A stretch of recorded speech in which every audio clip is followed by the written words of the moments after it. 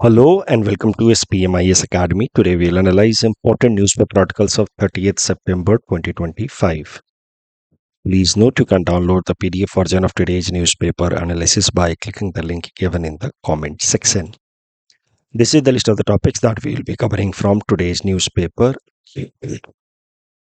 The first topic is about cross-border rail connectivity between India and Bhutan.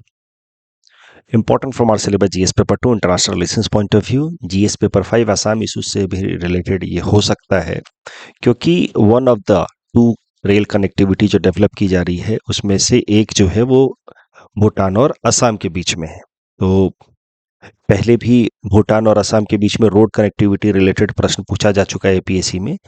अब ये rail connectivity के बारे में पूछा जा सकता है।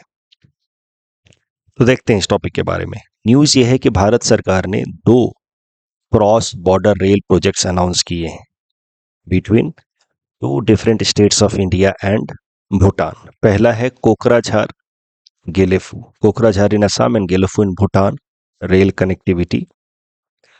ये 69 किलोमीटर का रेलवे लाइन होगा। दूसरा है Banarhat in west Bengal and Samtse in Bhutan, ये लगभग 20 किलोमीटर का रेलवे लाइन होगा। टोटल जो कॉस्ट लगेगा in 2 projects rail connectivity projects को डेवलप करने में वो होंगे लगभग 4000 करोड़, लेकिन उसमें ज़्यादातर जो पैसा खर्च होगा वो कोकराझार गेलेफू रेल लाइन को डेवलप करने में होगा। लगभग 3500 करोड़ इस रेलवे लाइन को डेवलप करने में होगा। And this will be first rail connectivity between India and Bhutan, क्योंकि मेनली यहाँ पे जो हिमालयन माउंटेन्स हैं उनके थ्रू रेल कनेक्टिविटी डेवलप करना कठिन है, but now with growing technology these 2 rail connectivities will be developed। उम्मीद है भारत सरकार ने अनाउंस किया है कि these rail connectivities will be completed within 3 years and these rail connectivities will be fully electrified, जिसकी मदद से जो modern trains like Vande Bharat वगैरह है वो भी यहाँ पे अप्लाई कराए जा सके, मूव कराए जा सके। This project has been outcome of an MOU, memorandum of understanding between railway board of India and Bhutan foreign ministry. इस रेलवे कनेक्टिविटी प्रोजेक्ट का फायदा क्या होगा? What would be the significance? Economic significance तो है ही, दोनों देशों के बीच में ट्रेड और बूस्ट होगा, पीपल टू पीपल टाइज मजबूत होंगे। तो उसको कल्चरल सिग्निफिकेंस के तौर पे भी देखा जा सकता है, people to people ties, trade and tourism boost होगा। And India is Bhutan's largest trading partner. Anyway 80% of Bhutan's total trade is done with India only. अब ये जो रेल कनेक्टिविटी बढ़ जाएगा तो बन जाएगा तो उसके बाद trade between the 2 sides will further increase. In fact Bhutan एक लैंडलॉक कंट्री है, तो उसको अगर थोड़ा बहुत जो भी एक्सपोर्ट इंपोर्ट करना होता है तो भारत के थ्रू ही होता है। अब वो एक्सपोर्ट इंपोर्ट कैपेसिटी जो है वो फर्दर स्ट्रेंथन होगी with help of this rail connectivities. Plus Bhutan Gelephu mindfulness city develop कर रहा है यहाँ पे गेलेफू में, जहाँ पे वो अपना जो उसका कोर स्ट्रेंथ है that is meditation, mental peace को इकोनॉमिक एक्टिविटीज के साथ रिलेट कर रहा है कि आप यहाँ आएँ, इन्वेस्टमेंट करें, बिजनेस करें, आप इकोनॉमिक अपॉर्चुनिटीज को एक्सप्लोर करें अलोंग विथ मेंटल पीस। इस तरीके से वो अपने गेलेफू सिटी को डेवलप कर रहा है, Gelephu mindfulness city. That Gelephu mindfulness city will get a boost in terms of development and investment with help of this rail connectivity। तो भूटान को फायदा होगा, भारत के लिए भी फायदा है, थोड़ा बहुत टूरिज्म बढ़ेगा, बट इकोनॉमिक फायदा ज्यादातर भूटान को है। भारत के लिए स्ट्रैटेजिक सिग्निफिकेंस ज्यादा है। भूटान की connectivity with India will strengthen, तो उसकी dependency on India will also further get strengthen. And Bhutan is a buffer state between या buffer country between India and China या तिब्बतन रीजन जो अभी चाइना के कंट्रोल में है। तो कहीं ना कहीं it will help in maintaining a balance by India over China. तो भूटान वैसे भी काफी हद तक इंडिया अलाइंड है, लेकिन उसका इंडिया अलाइनमेंट और स्ट्रेंथन हो जाएगा with help of these 2 rail connectivity that will help India to balance China in this region. तो ये भारत के लिए स्ट्रेटेजिक सिग्निफिकेंस ज्यादा है, भूटान के लिए इकोनॉमिक सिग्निफिकेंस ज्यादा है। इस टॉपिक डिस्कशन के बेसिस पे ये प्रीलिम्स प्रैक्टिस क्वेश्चन है। Please attempt these questions and submit the answer in the comment section। Next topic is about International Seabed Authority and Deep Sea Exploration। Important from our syllabus GS paper 2 international agencies point of view। Important हो सकता है from Indian economy perspective also। देखेंगे कैसे। सबसे पहले समझते हैं कि आखिर डीप सी माइनिंग रेगुलेट कैसे होती है। डीप सी माइनिंग रेगुलेट कैसे होती है वो समझने से पहले हमें थोड़ा समझना होगा व्हाट इज डीप सी। देखिए, मान लीजिए कि कोई भी देश का आ, ये कोस्टल एरिया है। मान लीजिए जैसे हमारा भारत का एक कोस्टल एरिया है, गुजरात आप इमेजिन कर लीजिए, महाराष्ट्र इमेजिन कर लीजिए। अब कोस्टल एरिया जहां खत्म हो रहा है एंड ओशनिक वाटर जहां से शुरू हो रहा है, उसमें अब कहां तक एक कंट्री की जुरिडिक्शन होगी जो वो ओशनिक वाटर और उसके रिसोर्सेज को इस्तेमाल कर पाए। इसको लेकर के एक इंटरनेशनल कन्वेंशन लाया गया, एक इंटरनेशनल लॉ लाया गया जिसका नाम है United Nations convention on laws of sea. United nation convention of laws on sea. Basically ये कोस्टल एरिया है, तो कितनी दूरी तक एक देश की जुरिडिक्शन यानी कि उसके पावर अथॉरिटीज अप्लाई होंगे इन द ओशनिक एरिया, उसको लेकर के ये इंटरनेशनल लॉ है which became effective in 1982, united nation conventions of laws on sea. इस united nation conventions of laws on sea, short में कहें तो यूएनसीएलओस के हिसाब से किसी भी देश की जो कोस्टल एरिया जहां से शुरू हो रही है उसे कहा जाता है बेस लाइन। उससे लेकर के 12 नॉटिकल माइल्स तक के एरिया को कहा जाएगा टेरिटोरियल वाटर या टेरिटोरियल जोन। उस देश के कंप्लीट राइट्स होंगे, कंप्लीट ज्यूरिडिक्शन होंगे टेरिटोरियल जोन में।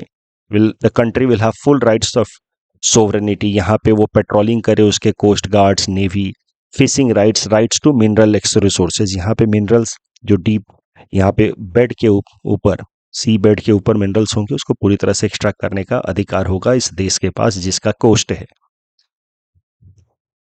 उसके अलावा कोस्टल लाइन से 12 नॉटिकल माइल्स तक तो है टेरिटोरियल सी। 12 नॉटिकल माइल्स से लेकर के नेक्स्ट 12 नॉटिकल माइल्स तक होगा कंटिगुअस जोन, यानी कि बेस लाइन से 24 नॉटिकल माइल्स तक का आ जाएगा कंटिगुअस जोन। कंटिगुअस जोन में क्या होगा कि country can do some surveillance activity, जैसे कि इसके जो कोस्टल गार्ड्स हैं वो यहाँ पे सर्विलेंस कर सकते हैं, पेट्रोलिंग कर सकते हैं, जिससे किसी भी दूसरे देश के शिप्स, वेसल्स को आने के पहले इंटरसेप्ट किया जा सकता है। तो उस एरिया को कहा जाता है contiguous zone. Contiguous zone is significant from security perspective, surveillance perspective. अच्छा, बेस लाइन से लेकर के 200 नॉटिकल माइल्स तक ओवरऑल एरिया को कहा जाता है EEZ, एक्सक्लूसिव एक्सप्लोरेशन जोन।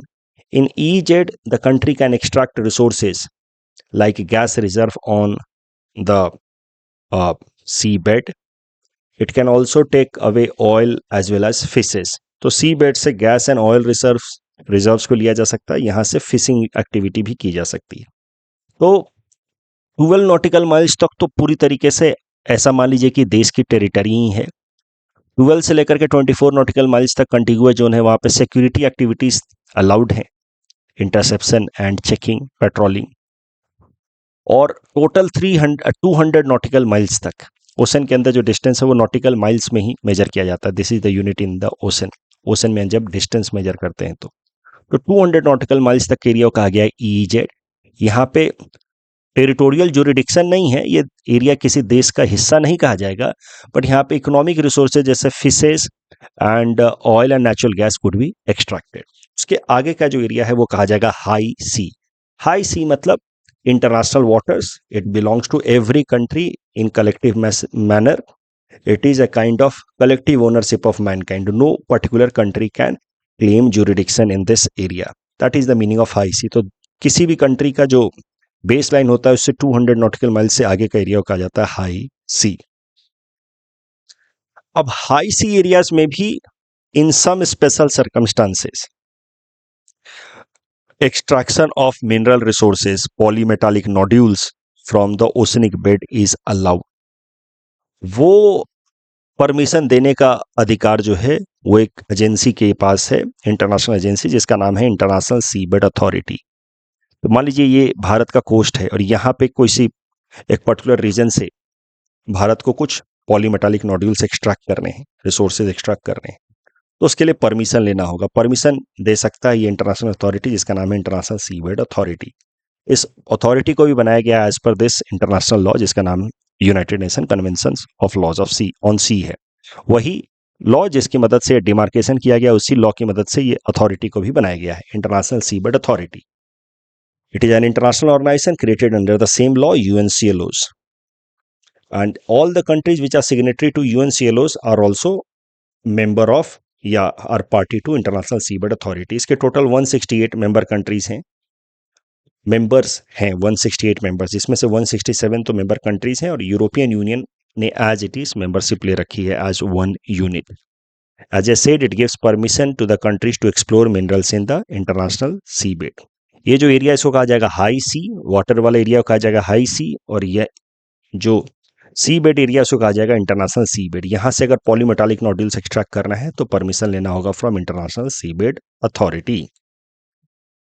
अब करंट न्यूज ये है कि भारत ने एक कॉन्ट्रैक्ट साइन किया है इंटरनेशनल सी बेड अथॉरिटी के साथ for exploration and extraction of polymetallic sulphides in Carlsberg rich in Indian ocean. यहाँ पे आपसे साफ साफ पूछा जा सकता है प्रीलिम्स में या मेंस में कार्ल्सबर्ग ब्रिज के बारे में.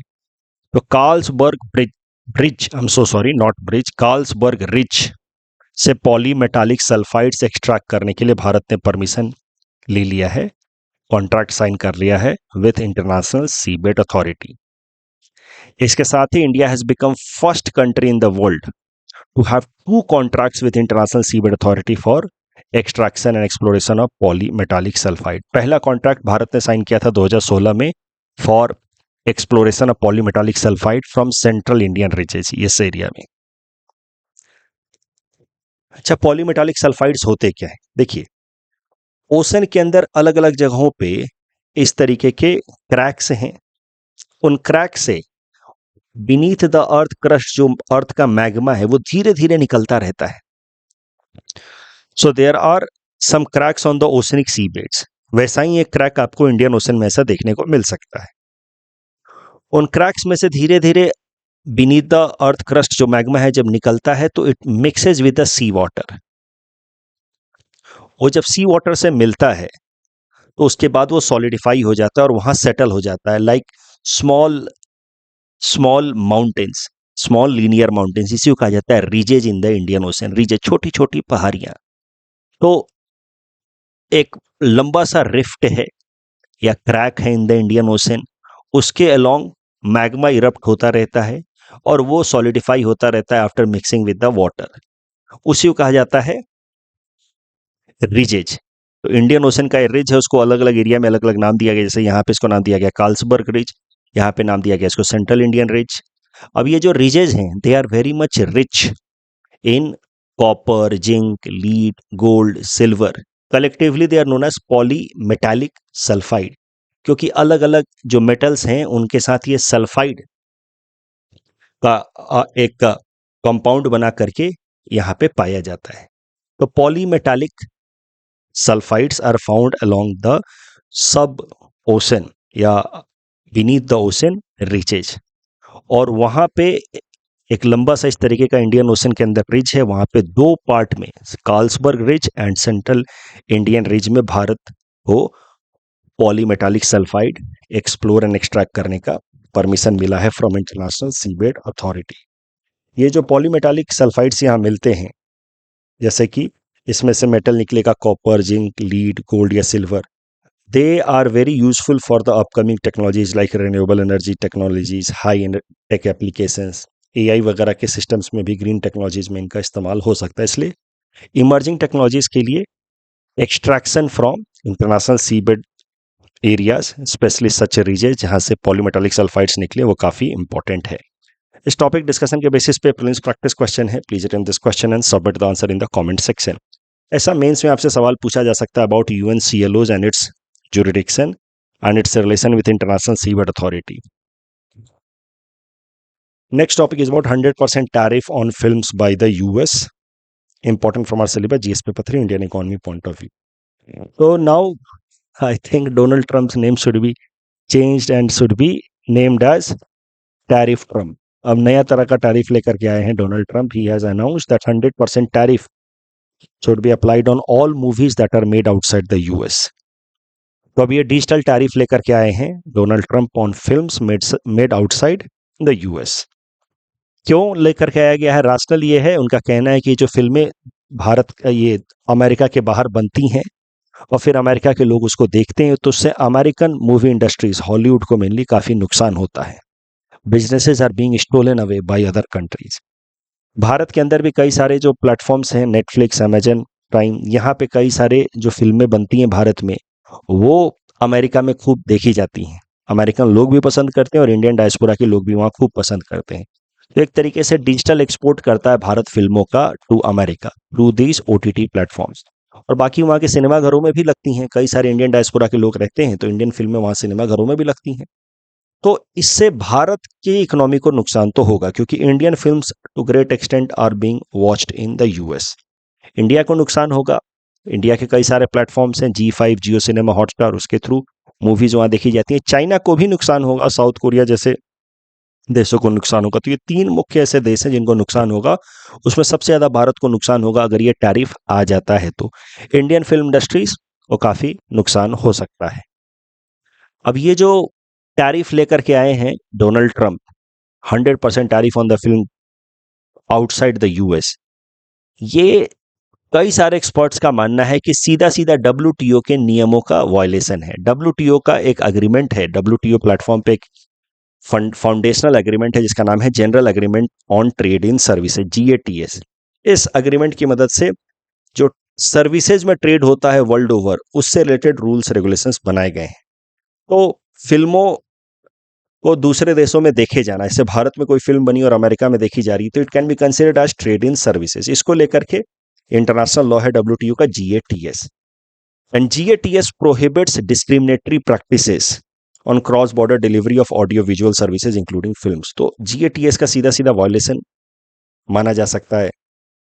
In fact US has also committed under GATS, America ने खुद भी कमिट किया है and has been part of GATS, and it has committed that it will give national treatment to the foreign audio visual services. national treatment का क्या मतलब होता है? WTO के अंतर्गत ये कॉन्सेप्ट इस्तेमाल होता है नेशनल ट्रीटमेंट, जिसमें कोई भी प्रोडक्ट, गुड्स या सर्विसेज अगर दूसरे देश में बनी है, वो अगर मेरे देश में आती है एंड इंटर करती है मेरे देश के टेरिटरी के अंदर after paying legitimate tariff rates, legitimate import duty, तो उसके बाद वो प्रोडक्ट जब हमारे देश के अंदर आ जाएगा तो फिर उस प्रोडक्ट के अगेंस्ट कोई और डिस्क्रिमिनेशन नहीं करेंगे कि नहीं नहीं, जैसे मान लीजिए अमेरिका से कोई पेन आया इंपोर्ट होकर के भारत में, आपने उस पर 10% इंपोर्ट ड्यूटी लगाया, वो पेन भारत के अंदर अब आ चुका है, बॉर्डर पे इंपोर्ट ड्यूटी भरने के बाद वो पेन भारत के अंदर आ चुका है। अब भारत सरकार कहे कि नहीं, इंपोर्ट ड्यूटी के अलावा अमेरिकन पेन के ऊपर हम लोग जीएसटी लगाएंगे 28%, इंडियन पेन के ऊपर लगाएंगे 5%। So that would be considered as violation of national treatment. एक बार जब वो इंपोर्ट ड्यूटी देकर के आपके देश में आ गया, तो now you treat that pen like any other pen made in India itself. Similarly अगर भारत में कोई फिल्म बनी है, उस पर बेसिक इंपोर्ट ड्यूटी आप लगाइए अमेरिका में जाने से पहले। Once the film is being release in America, don't put excessive tariff on that, otherwise that can be considered as violation of national treatment. तो इस तरीके से ये अलग अलग जो डब्ल्यूटीओ के नॉर्म्स हैं उसका वायलेशन की तरह देखा जा सकता है डोनाल्ड ट्रंप की ये नई पॉलिसी। जब ये पॉलिसी आएगी तो 100% कोई ना कोई देश डब्ल्यूटीओ में यूएस के अगेंस्ट कंप्लेन करेगा। फिर देखेंगे आगे इस पे क्या डेवलपमेंट होता है। इस टॉपिक डिस्कशन के बेसिस पे प्रीलिम्स प्रैक्टिस क्वेश्चन है, please attempt this question and submit the answer in the comment section. Next topic is about India's dugong conservation research, important from our syllabus GS paper 3 environment point of view. देखिए, dugong are also known as sea cow because they are only herbivorous marine mammal found in India. इनको sea cow भी कहते हैं। They are mainly found in Andaman and Nicobar Island, Gulf of Mannar, Pak Bay and Gulf of Kutch. ये life span लगभग 70 साल की होती है। Low reproduction rate and low slow growth rate है, इसी कारण से इनकी पॉपुलेशन धीरे धीरे घट रही है। IUCN में they have been categorised as vulnerable. Wild life protection act में इनको हाईएस्ट प्रोटेक्शन मिला हुआ है शेड्यूल 1 का। जो इंटरनेशनल ट्रेड रिलेटेड रेगुलेशन है through this convention international trade in endangered species, उसमें भी इसको हाईएस्ट प्रोटेक्शन मिला हुआ है। It has been kept under appendix 1। Dugongs की पॉपुलेशन लगातार गिर रही है, जैसा कि मैंने आपको कहा। एक तो कारण है नेचुरल कारण, उनका रिप्रोडक्शन रेट स्लो है।